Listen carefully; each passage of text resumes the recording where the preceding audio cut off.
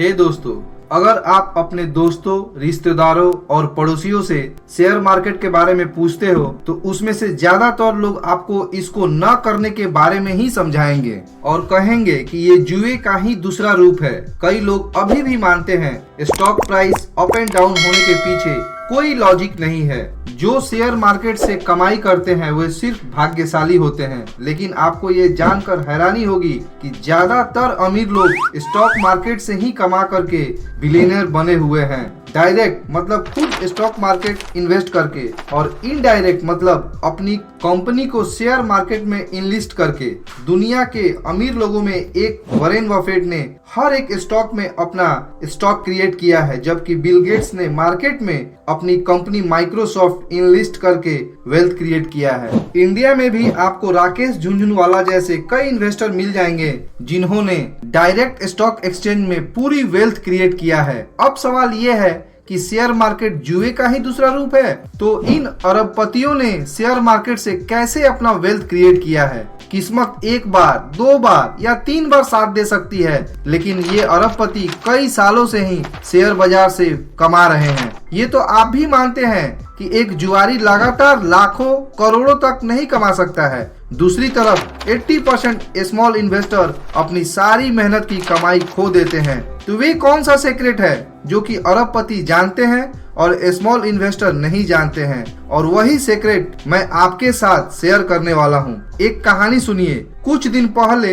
रोहित नाम के एक लड़के को शेयर मार्केट का कोई नॉलेज नहीं था, लेकिन वो इन्वेस्ट करना चाहता था क्योंकि उसका एक दोस्त स्टॉक ब्रोकर था जो रेगुलर ट्रेड करता था और बहुत बार मोहित के पास आकर उससे कहता था कि भाई पता है, मैंने आज एक दिन में 10,000 कमाए हैं। इसीलिए रोहित ने मोहित से बात किया और बिना वक्त गंवाए मोहित ने रोहित के लिए तुरंत एक ट्रेडिंग डीमेट अकाउंट ओपन कर दिया। फिर रोहित ने ट्रेड करने के लिए 1,00,000 रुपए भी दिए। क्योंकि रोहित को शेयर मार्केट के बारे में ज्यादा जानकारी नहीं थी, तो यही उसके लिए बेस्ट ऑप्शन था। शुरू में तो सब कुछ बढ़िया चल रहा था। एक दिन ब्रोकर के साथ जो उसका दोस्त भी था मोहित, न्यू के बेस पे रोहित के साथ स्टॉक टिप्स शेयर करता था और ट्रेड करने के लिए परमिशन भी ले लेता था। फिर दिन के आखिर में उसे अपनी कमाई के बारे में एक फोन कॉल मिलता था। कुछ शुरुआती प्रॉफिट के बाद रोहित को मोहित ने और 50,000 रुपए दिए।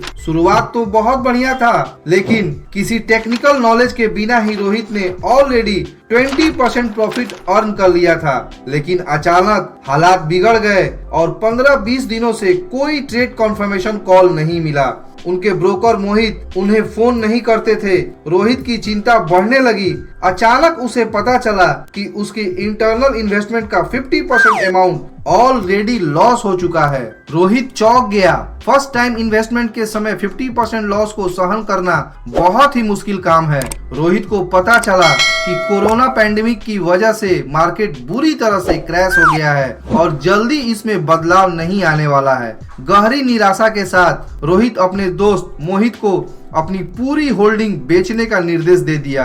ट्रेडिंग अकाउंट बंद कराते समय भी उसे और 5% का लॉस हुआ, मतलब उसे टोटल 55% का लॉस हुआ। क्या आप बता सकते हैं कि रोहित कहाँ पे गलत था? शेयर मार्केट में अपने ब्रोकर मतलब उसके दोस्त को फॉलो करने से आपको भारी नुकसान उठाना पड़ सकता है। क्या आपने एक बात देखी है, आप चाहे प्रॉफिट में हो या लॉस में, आपका ब्रोकर हमेशा ही प्रॉफिट में रहता है। आपके हर ट्रांजैक्शन के लिए उसे ब्रोकरेज मिलता है, एक फी देना पड़ता है। चाहे आप शेयर को बाई करो या सेल करो, उसे फी देना ही पड़ता है। इसका मतलब आप जितना ज्यादा ट्रेड करते हो, आपके ब्रोकर को उतना ही ज्यादा फायदा होता है। तो ये जाहिर सी बात है कि आपका ब्रोकर हमेशा खरीदने और बेचने का लालच देता है। हम सभी अपने इनकम को बढ़ाना चाहते हैं। जैसे आप शेयर मार्केट से अपने इनकम को बढ़ाना चाहते हैं, उसी तरह आपका ब्रोकर भी अपने इनकम को मैक्सिमम करना चाहता है। इस सिंपल फैक्ट के दौरान ज्यादातर ब्रोकर फ्रीक्वेंट ट्रेडिंग के लिए लालच देते हैं। बिल्कुल यहीं पे असली प्रॉब्लम है। आप जितना ट्रेड करोगे, आपका लॉस होने का पॉसिबिलिटी उतना ही बढ़ेगा और साथ साथ आपके ब्रोकर का इनकम बढ़ता रहेगा। इसीलिए बड़े ब्रोकर्स हाउस ग्राहकों को फ्रीक्वेंट ट्रेडिंग करने के लिए फोन के जरिए या एसएमएस के जरिए समझाने की कोशिश करते रहते हैं। मोहित जैसे सब ब्रोकर अगर मिनिमम ट्रेडिंग वैल्यू जनरेट नहीं कर पाते हैं तो कभी कभी उनका लाइसेंस भी कैंसिल कर दिया जाता है। इस पूरे प्रोसेस को समझने में ज्यादा नुकसान छोटे छोटे इन्वेस्टर को ही होता है। आपने अक्सर देखा होगा कि कभी आपने बड़े वॉल्यूम में ट्रेड किया करते हो तो आपका ब्रोकर ब्रोकरेज चार्ज भी कम कर देता है। ये आपसे फ्रीक्वेंट ट्रेड कराने के लिए आपको ललचाने का ही एक तरीका है, ताकि दिन के आखिर में आप चाहे लॉस में हो या प्रॉफिट में, ब्रोकर को हमेशा ही लाभ होता है। अफसोस की बात यह है कि 80% इन्वेस्टर इस जाल में पड़ जाते हैं और शेयर मार्केट में अपनी सारी कमाई खो देते हैं। बड़ी मात्रा में नुकसान के कारण वो शेयर मार्केट से बाहर भी निकलने का फैसला ले लेते हैं और बाकी की जिंदगी शेयर मार्केट से दूरी ही बना लेते हैं, क्योंकि वो सभी उसे जुए का ही दूसरा रूप मान लेते हैं। तो आप शायद सोच रहे होंगे कि आखिर सॉल्यूशन क्या है, वो कौन सा सीक्रेट है जो अरबपति फॉलो करते हैं। एक्चुअल सॉल्यूशन इतना सिंपल है कि लोग इस पर विश्वास ही नहीं करेंगे, और सॉल्यूशन है intraday, short term trading, future option. ये सभी चीजों को आप बिल्कुल भूल जाइए।